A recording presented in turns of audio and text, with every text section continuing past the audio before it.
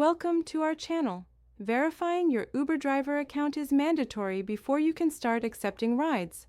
Follow these essential steps. Step 1.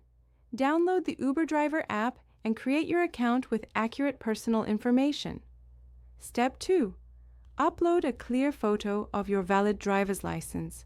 Ensure all text is readable. Step 3.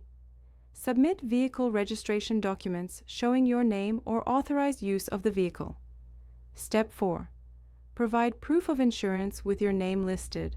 The policy must meet Uber's minimum requirements. Step 5. Complete the background check consent form. Uber will verify criminal and driving records. Step 6. Upload a professional profile photo. Follow Uber's photo requirements for approval. Step 7. Complete the vehicle inspection if required in your city. Use an Uber-approved inspection location. Step 8. Attend an Uber orientation session if required in your area. Check your local requirements. Step 9. Wait for approval. Background checks typically take 3 to 10 business days to complete. Don't forget to like this video and subscribe to our channel.